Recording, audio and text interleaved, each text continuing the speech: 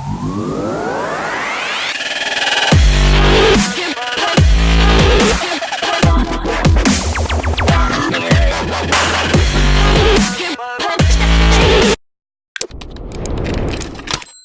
evening. Well, good evening. Richie from Driftomaniacs here, and this is my Castle Creations 5700 kV censored combo review.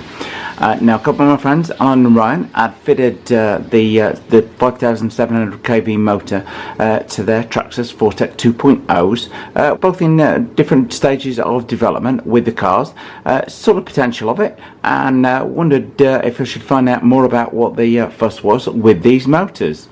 So, what do you get for your money? Well, you get the Sidewinder 3 ESC included, your 5700 kV motor, a handy little sheet of Castle stickers on there, driver's education guide, which I'll come on to in just 1 minute, and a quick start guide. Fits very easily into the existing Traxxas Fortec mount here, just 2 screws in there, inside on there, very easy to mount indeed.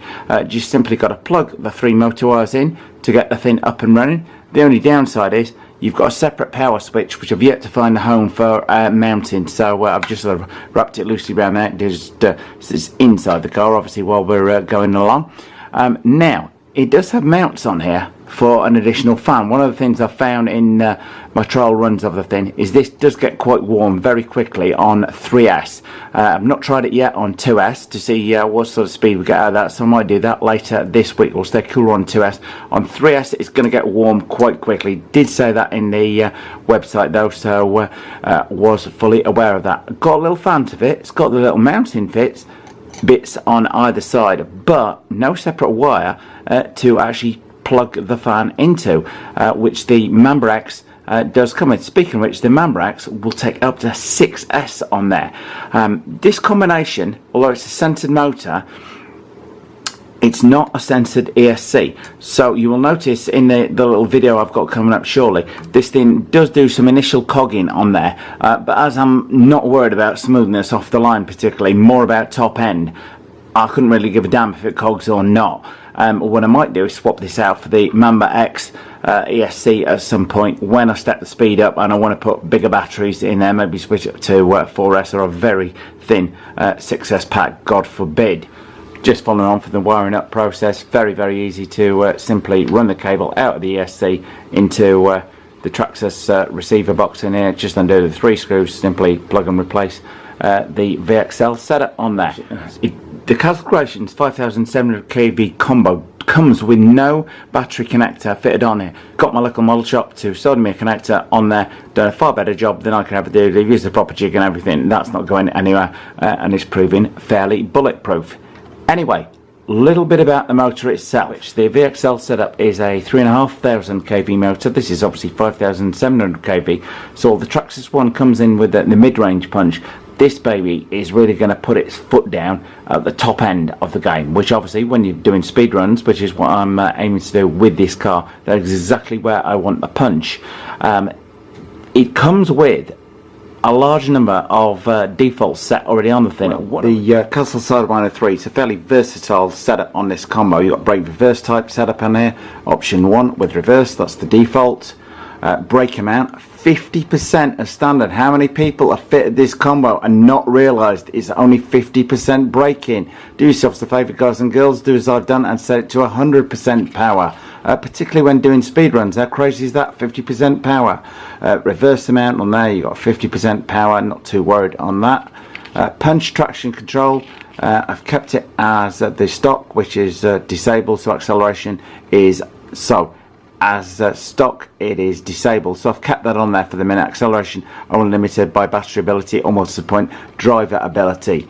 Drag brake, now I've seen somebody doing speed runs with the thing with the drag brake set not on off as the default is, but closer to the 40%, which it can be on there. So I might play around with that, set it to the full 40%, see how well we get on that. Deadband, not going to go into that too much. Okay, you can also set the cutoff voltage for your lipos. That will depend on which lipo pack that you've got on there. Motor timing, not too worried on that. It's not something you want to get involved at this stage. Motor type, you can get brush lust, etc. on there. Anyway, fairly comprehensive driver's ed guide on here and various ways of programming, as I'll just touch upon in just a minute. Now there's two ways that you can adjust the ESC. One is to manually program the ESC using the transmitter. If anybody wants me to do a guide on how to manually set up and program the transmitter, including the braking, more than happy to do that. Please comment away on there.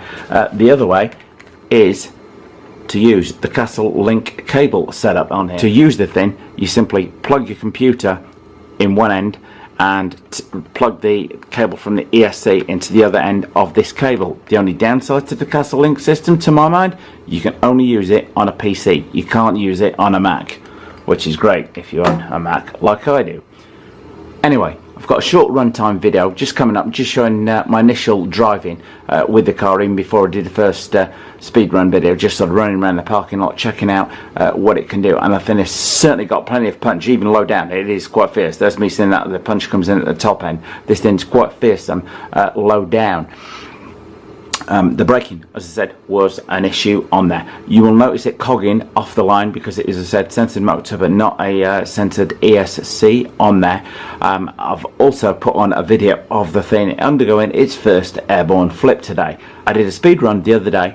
Car got up to 72 miles an hour without any problem whatsoever, just feeding the power in gradually over a longer run. Today I did a run where I fed the power in a lot more harder, a lot more viciously, and as soon as I did, the car began to lift off and did a backflip on there.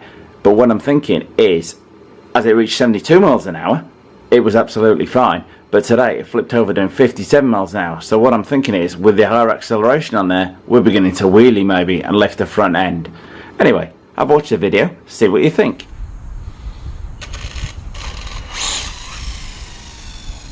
Anyway, quick shakedown, just check everything's handling. I've adjusted the braking percentage. From it says 50 kV. I only got more than enough power. This is to spin the thing out on there. Ooh.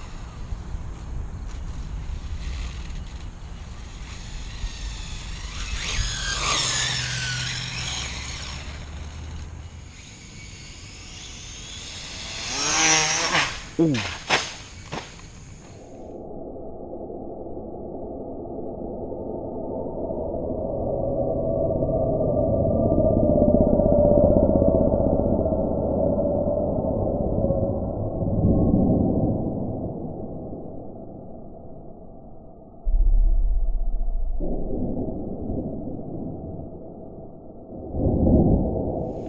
First time it appeared, I'm going to have to re-slow the camera up to just see, but I think that's the first time I actually went aerodynamically airborne on there. Ooh. And the same thing again. Airborne on there.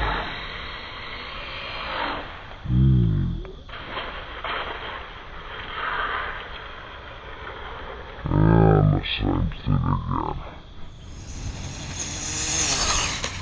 That initial run, that's just the first run I've done. 72 miles an hour, first time out with the new Castle on there, so just going to clear that down. A short demo of exactly what it's capable of. You can see little flat spot one on my nose, shiny new body here, but we live to fight again another day. Still a few tweaks to do on this ESC. I'm maybe going to decrease that punch level down a bit, just to stop maybe that launching of the car, as I think it may just be trying to wheelie. I know another user had said on Facebook the other night that the car was actually trying to wheelie when they fitted the combo. Didn't believe them, but I can do, having seen that do that today, because the car went to run faster before, much faster, and not flip like that. So I think it's maybe the attitude of the car and then my driving style and then giving it more aggressive throttle that caused it to flip, as opposed to the actual body causing and the chassis causing the thing to lift. But anyway, any comments or thoughts on it that you might have, then please do put them below, and I'll do my best to respond. Anyway, I hope you like that review of the Castle Creations 5700 kV combo. Pretty much a bargain to my mind at under 110 bucks for that much increase in power. I would think we've definitely got 100 miles an hour to come out of this car. A little bit of tweaking on that. I'm gradually going to build the speed rather than handle right than go out 100 miles an hour hard left smack into something and $400 to $500 worth of damage. Anyway, you like this car, you like this video, then please do subscribe and by all means share with friends.